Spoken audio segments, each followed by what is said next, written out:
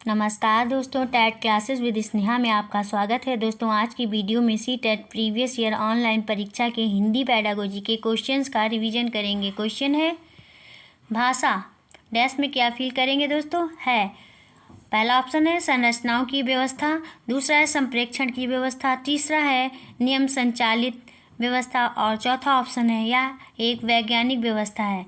बताइए दोस्तों कौन सा ऑप्शन से होगा इस क्वेश्चन का। इस क्वेश्चन का थर्ड ऑप्शन सही हो जाएगा दोस्तों, नियम संचालित व्यवस्था। भाषा नियम संचालित एक व्यवस्था है जिसके द्वारा मनुष्य बोलकर, सुनकर, लिखकर व पढ़कर अपने मन के भावों या विचारों का आदान प्रदान करता है। दूसरे शब्दों में हम कह सकते हैं कि सार्थक शब्दों के समूह या संकेत को भाषा कहते हैं। नेक्स्ट क्वेश्चन है दोस्तों, एक अध्यापक कुछ क्रियाएं करती या करता है। शिक्षार्थियों को निर्देश है कि इनका अनुसरण करें। उन्हें किसी भी प्रकार से बोलने की मनाही है। इस विधि को किस रूप में जाना जाता है। पहला ऑप्शन है अनुकरण विधि, दूसरा है समग्र शारीरिक प्रतिक्रिया, तीसरा है नाटकीकरण, चौथा है संप्रेक्षणात्मक उपागम। बताइए दोस्तों कौन सा ऑप्शन सही होगा इस क्वेश्चन का। इस क्वेश्चन का सेकंड ऑप्शन सही हो जाएगा, समग्र शारीरिक प्रतिक्रिया। समग्र शारीरिक प्रतिक्रिया विधि में शिक्षक कुछ क्रियाएं छात्रों के सम्मुख करता है और वह शिक्षार्थियों को अनुकरण करने का आदेश देता है कि वे केवल अनुसरण करें। इस विधि में बालक केवल अनुसरण करता है, परंतु वह बोलकर या अन्य क्रियाकलापों का प्रयोग इस विधि के अंतर्गत नहीं कर सकता है। नेक्स्ट क्वेश्चन है दोस्तों, भारतीय संविधान की 8वीं अनुसूची में कितनी भाषाएं दर्ज हैं। पहला ऑप्शन है 22 भाषाएं, दूसरा है 18 भाषाएं, तीसरा है 26 भाषाएं, चौथा ऑप्शन है 1189 भाषाएं, 1179 भाषाएं। बताइए दोस्तों कौन सा ऑप्शन सही होगा इस क्वेश्चन का। इस क्वेश्चन का फर्स्ट ऑप्शन सही हो जाएगा, 22 भाषाएं। भारतीय संविधान की 8वीं अनुसूची भारत की भाषाओं से संबंधित है। इस अनुसूची में 22 भारतीय भाषाओं को शामिल किया गया है। नेक्स्ट क्वेश्चन है दोस्तों, एक कक्षा कक्ष में विभिन्न साधनों जैसे दीवार पर कक्षा, पुस्तकालय, श्रव्य दृश्य के द्वारा शिक्षार्थियों को भाषा पर ध्यान देने के अवसर दिए जाते हैं। इसे क्या कहना चाहिए। क्या कहना चाहिए दोस्तों। पहला ऑप्शन है भाषा अर्जन, दूसरा है भाषा उद्बोधन, तीसरा है निवेश समृद्ध परिवेश, चौथा है इंद्रियों द्वारा भाषा अभ्यास। बताइए दोस्तों कौन सा ऑप्शन सही होगा इस क्वेश्चन का। इस क्वेश्चन का थर्ड ऑप्शन सही हो जाएगा दोस्तों, निवेश समृद्ध परिवेश। निवेश समृद्ध परिवेश में शिक्षार्थियों को भाषा के स्वरूप से परिचित करने के लिए विभिन्न अवसर प्रदान किए जाते हैं। उनकी भाषा को और समृद्ध बनाने के लिए कक्षा कक्ष में विभिन्न साधनों का प्रयोग किया जाता है, जैसे कि दीवार पर भाषा संबंधी चित्र लगाकर, पुस्तकों और श्रव्य दृश्य सामग्री का प्रयोग कर उन्हें भाषा प्रयोग के अवसर प्रदान किए जाते हैं। नेक्स्ट क्वेश्चन है दोस्तों,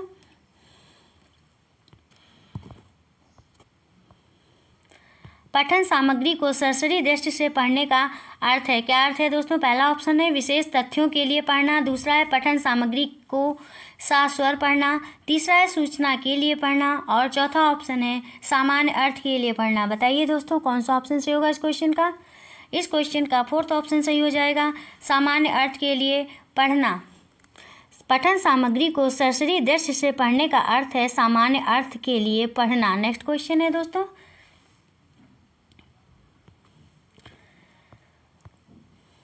शब्द संपदा का प्रयोग उच्चारण तथा व्याकरण डैश में क्या फिल करेंगे दोस्तों। है पहला ऑप्शन है अनौपचारिक भाषाई निवेश, दूसरा है रूप उन्मुखी भाषाई निवेश, तीसरा है अर्थ उन्मुखी भाषाई निवेश और चौथा ऑप्शन है भाषा मूलक भाषाई निवेश। बताइए दोस्तों कौन सा ऑप्शन से होगा इस क्वेश्चन का।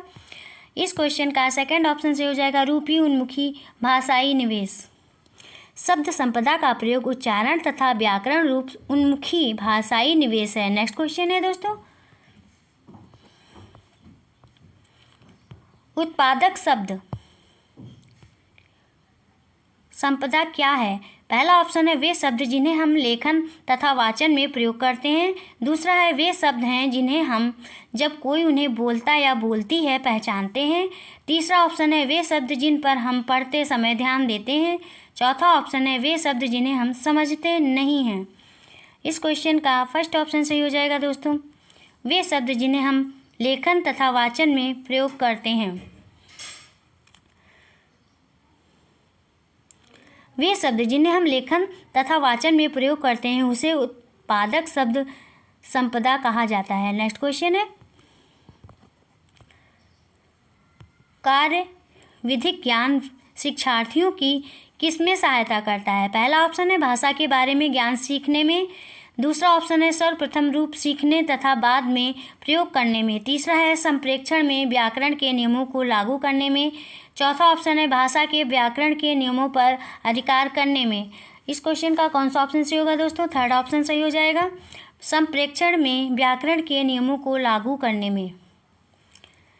कार्य विधिक ज्ञान शिक्षार्थियों की संप्रेक्षण में व्याकरण के नियमों को लागू करने में सहायता करता है। नेक्स्ट क्वेश्चन है लेखन का कौन सा उपागम लेखन के द्वारा लिखना सीखना को स्पष्ट कर सकता है? पहला ऑप्शन है उत्पाद उपागम। दूसरा है लेखन का प्रक्रिया उपागम। तीसरा है श्रुत लेख। चौथा है सारांश लिखना। बताइए दोस्तों कौन सा ऑप्शन सही होगा इस क्वेश्चन का?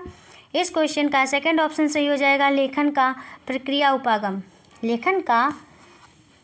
लेखक का लेखन की प्रक्रिया उपागम लेखन के द्वारा लिखना सीखना को स्पष्ट कर सकता है। नेक्स्ट क्वेश्चन है निम्नलिखित में से कौन सा एक्स्ट्रापोलेटिव मतलब कि किसी के स्थान पर स्वयं को रखना लेखन कार्य है? पहला ऑप्शन है कल्पना कीजिए कि आप कहानी में एक लड़का हैं। अपने मित्र को पत्र लिखकर अपनी उस यात्रा के अनुभव का वर्णन कीजिए जिसमें आपकी एक अजनबी से मुलाकात हुई थी। दूसरा ऑप्शन है नागपुर जाने के लिए रेलवे का टिकट आरक्षण प्रपत्र भरना। तीसरा है जितनी बार संभव हो सके उतनी बार कविता को पढ़ना तथा कविता का सारांश लिखना। चौथा ऑप्शन है पेड़ की आत्मकथा लिखना। बताइए दोस्तों कौन सा ऑप्शन सही होगा इस क्वेश्चन का? इस क्वेश्चन का फर्स्ट ऑप्शन सही हो जाएगा दोस्तों, कल्पना कीजिए कि आप कहानी में एक लड़का हैं। अपने मित्र को पत्र लिखकर अपनी उस यात्रा के अनुभव का वर्णन कीजिए जिसमें आपकी एक अजनबी से मुलाकात हुई थी। नेक्स्ट क्वेश्चन है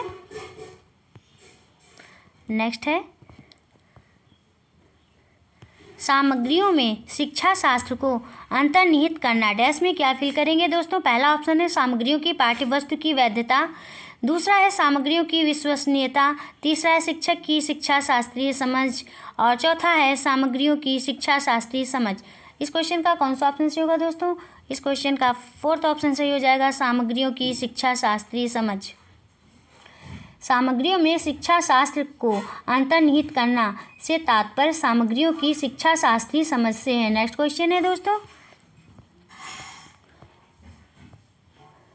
एक शिक्षिका प्रतिदिन निम्नलिखित गतिविधि आयोजित करती है। कक्षा को 5 के समूह में बांटकर उन्हें समूह में बातचीत के लिए दिन प्रतिदिन के विषय देती है। बाद में प्रत्येक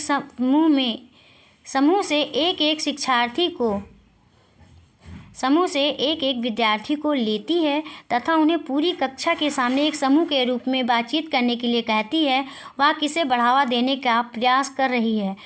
बताइए दोस्तों कौन सा ऑप्शन होगा? पहला है आधारभूत अंतः वैयक्तिक संप्रेक्षण कौशल।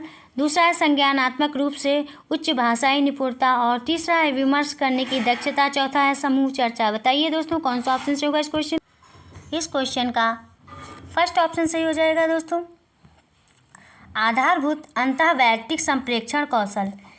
एक शिक्षिका प्रतिदिन गतिविधि आयोजन करती है। यह प्रक्रिया आधारभूत अंतः वैयक्तिक संप्रेक्षण कौशल को बढ़ावा देने का प्रयास कर रही है। नेक्स्ट क्वेश्चन है दोस्तों, शिक्षण अधिगम प्रक्रिया के दौरान विद्यार्थियों की प्रगति की मॉनिटरिंग तथा सुधार के लिए तैयार किए गए आकलन है। पहला है शिक्षार्थियों का आकलन, दूसरा अधिगम के लिए आकलन, तीसरा अधिगम का आकलन, चौथा है अधिगम के रूप में आकलन। बताइए दोस्तों कौन सा ऑप्शन होगा इस क्वेश्चन का? इस क्वेश्चन का सेकंड ऑप्शन सही हो जाएगा। अधिगम के लिए आकलन। अधिगम के लिए आकलन में शिक्षण अधिगम प्रक्रिया के दौरान विद्यार्थियों की प्रगति की मॉनिटरिंग तथा उसमें सुधार के लिए आकलन किया जाता है। नेक्स्ट क्वेश्चन है दोस्तों, राष्ट्रीय शिक्षा नीति 2020 शास्त्रीय भाषा के अध्ययन को डैश में क्या फिल करेंगे दोस्तों, के रूप में अनुमोदित करती है। पहला ऑप्शन है त्रिभाषा सूत्र में एक भाषा, दूसरा है अनिवार्य भाषा के रूप में, तीसरा है एक अतिरिक्त विकल्प, चौथा ऑप्शन है द्वितीय भाषा के रूप में। बताइए दोस्तों कौन सा ऑप्शन सही होगा। इस क्वेश्चन का थर्ड ऑप्शन सही हो जाएगा, एक अतिरिक्त विकल्प। राष्ट्रीय शिक्षा नीति 2020 शास्त्रीय भाषा के अध्ययन को एक अतिरिक्त विकल्प के रूप में अनुमोदित करती है। नेक्स्ट क्वेश्चन है दोस्तों, एक शिक्षिका अपनी कक्षा में विद्यार्थियों के दो के समूह बनाती है और उन्हें 18 वाक्यों वाली एक कहानी देती है। उनमें से एक जोड़े के पास विषम संख्या वाले वाक्य छुपे हुए तथा अन्य वाक्य खाली हैं, जबकि दूसरे जोड़े को सम संख्या वाले वाक्य तथा विषम संख्या वाले वाक्य खाली हैं। विद्यार्थियों को जोड़े में एक दूसरे को वाक्य को पढ़कर सुनाना है तथा कहानी को पूरा कर लिखना है। उसमें श्रवण, वाचन, पठन तथा लेखन सम्मिलित हैं।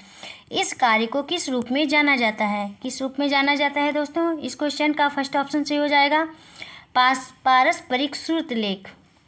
पारस्परिक श्रुत लेख में श्रवण, वाचन, पठन और लेखन सम्मिलित होता है। श्रुत लेख द्वारा विद्यार्थियों की व्याकरणिक समझ अर्थात शब्द निर्माण, मात्राएं, वाक्य रचना आदि का आकलन किया जाता है। नेक्स्ट क्वेश्चन है दोस्तों,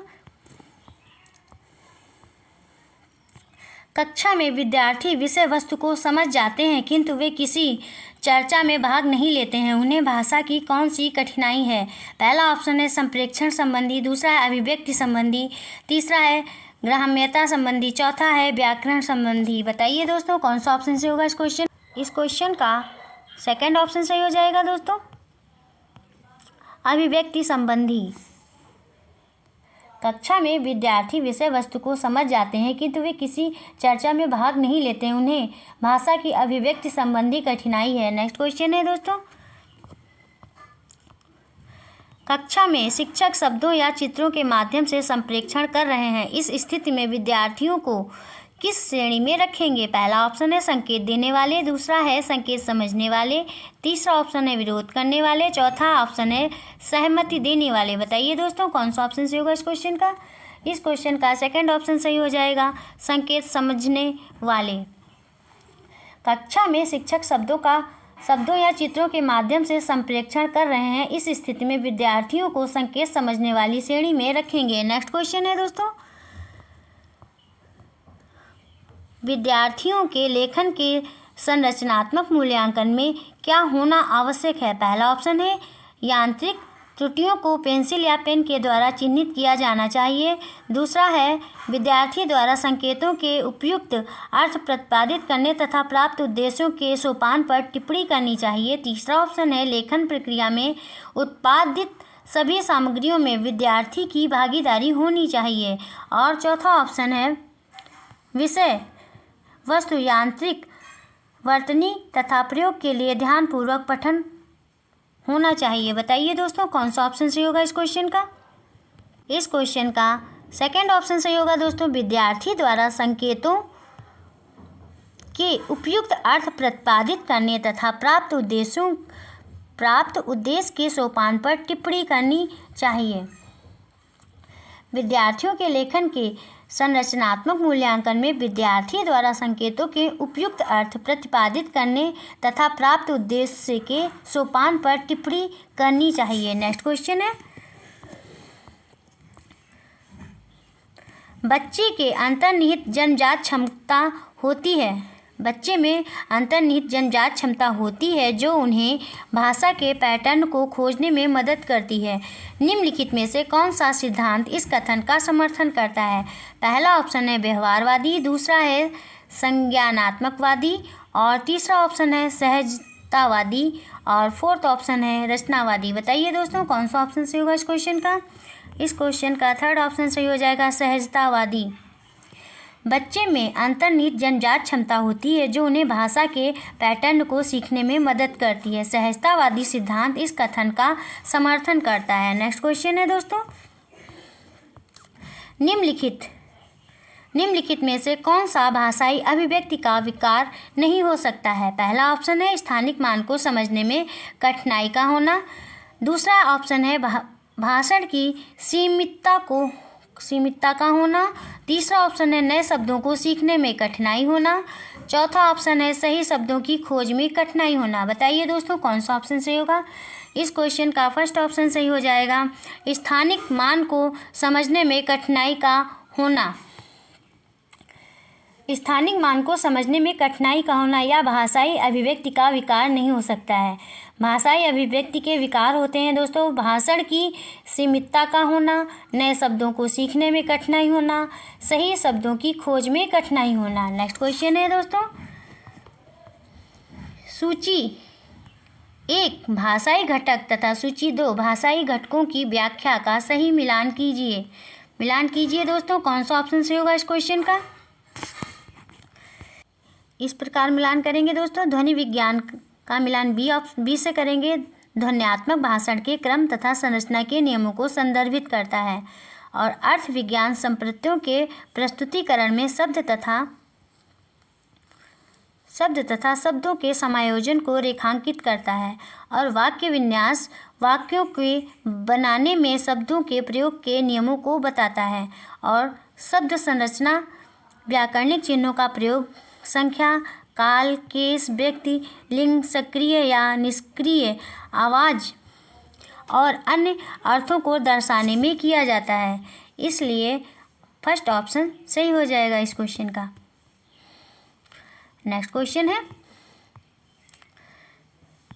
1.5 से 2.5 के बीच के बच्चे की शब्दावली जब 200 से 250 शब्दों और 2 शब्दों के उच्चारण तक पहुंचती है तब इसे डैश में क्या फील करेंगे दोस्तों? कहा जाता है। क्या कहा जाता है? पहला ऑप्शन है टेलीग्राफिक भाषा, दूसरा ऑप्शन है व्याकरणिक रूप और तीसरा ऑप्शन है ओवर रेगुलाइज और फोर्थ ऑप्शन है वार्तालाप। बताइए दोस्तों कौन सा ऑप्शन सही होगा इस क्वेश्चन का?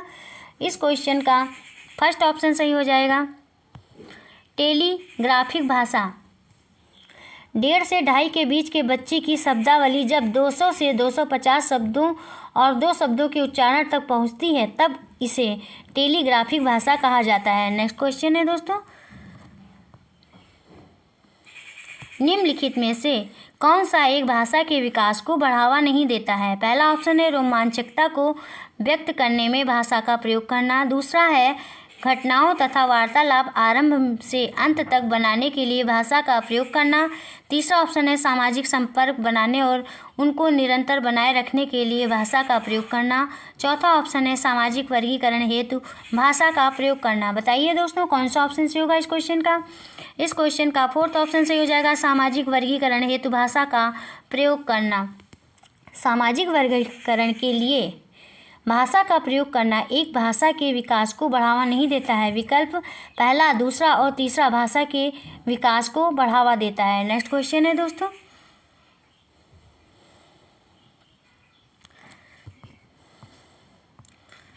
भाषा अधिगम अभ्यास और पुनर्बलन की सहायता से स्वतः स्फूर्त तरीके से होता है। यह सिद्धांत किनके द्वारा प्रतिपादित किया गया है? पहला ऑप्शन है संज्ञानवादी, दूसरा है व्यवहारवादी, तीसरा है रचनावादी और चौथा ऑप्शन है अंतःक्रियावादी। बताइए दोस्तों कौन सा ऑप्शन सही होगा? इस क्वेश्चन का सेकंड ऑप्शन सही हो जाएगा, व्यवहारवादी।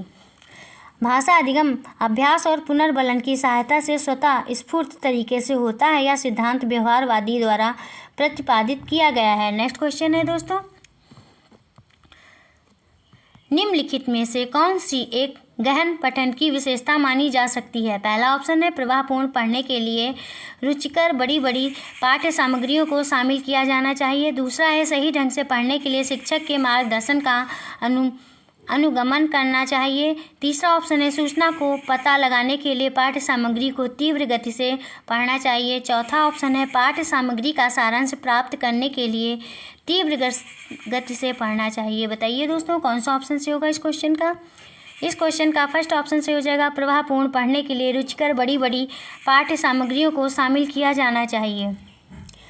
एक गहन पठन की विशेषता प्रवाहपूर्ण पढ़ने के लिए रुचिकर बड़ी बड़ी पाठ्य सामग्रियों को शामिल किया जाना चाहिए। नेक्स्ट क्वेश्चन है दोस्तों,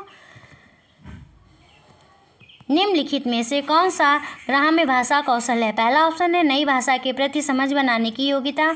दूसरा ऑप्शन है बोलचाल की भाषा के प्रति समझ बनाने तथा अभिव्यक्त करने की योग्यता। तीसरा ऑप्शन है बोलचाल की भाषा जो सुनते तथा बोलते हैं के प्रति समझ बनाने की योग्यता। चौथा ऑप्शन है द्वितीय भाषा के प्रति समझ बनाने की योग्यता। बताइए दोस्तों कौन सा ऑप्शन सही होगा इस क्वेश्चन का? इस क्वेश्चन का थर्ड ऑप्शन सही हो जाएगा दोस्तों। बोलचाल की भाषा को सुनते तथा बोलते हैं के प्रति समझ बनाने की योग्यता। नेक्स्ट क्वेश्चन है दोस्तों, कक्षा में द्वितीय भाषा के शिक्षण के दौरान शिक्षक द्वारा अवबोधात्मकता के लिए सहारा देना में क्या सम्मिलित है? पहला ऑप्शन है चेष्टाएं करना तथा मुख्य भावों का प्रयोग करना। दूसरा ऑप्शन है घर की भाषा के सारांश। तीसरा ऑप्शन है शिक्षक के द्वारा चित्र शब्दकोश का प्रयोग। चौथा है संकेतों का प्रयोग। बताइए दोस्तों कौन सा ऑप्शन सही होगा इस क्वेश्चन का? इस क्वेश्चन का फर्स्ट ऑप्शन सही हो जाएगा, चेष्टाएं करना तथा मुख्य भावों का प्रयोग करना। कक्षा में द्वितीय भाषा के शिक्षण के दौरान शिक्षक द्वारा अवबोधात्मकता के लिए सहारा देना में चेष्टाएं करना तथा मुख्य भावों का प्रयोग करना सम्मिलित है। नेक्स्ट क्वेश्चन है दोस्तों, विद्यालय में बच्चे को अपने घर की भाषा प्रयोग करने से मना करना उनके अधिगम के लिए क्योंकि हानिकारक है? पहला ऑप्शन है घर की भाषा का प्रयोग अधिगम को नकारात्मक रूप से प्रभावित करता है। दूसरा ऑप्शन है यह उनके अधिकारों का हनन है। तीसरा ऑप्शन है विद्यालय में घर की भाषा के प्रयोग का निषेध करना असंवैधानिक है। चौथा ऑप्शन है इससे विद्यार्थी स्वयं को हाशिए पर महसूस कर सकते हैं तथा कक्षा में स्वयं को खोया हुआ महसूस कर सकते हैं। बताइए दोस्तों कौन सा ऑप्शन सही होगा इस क्वेश्चन का?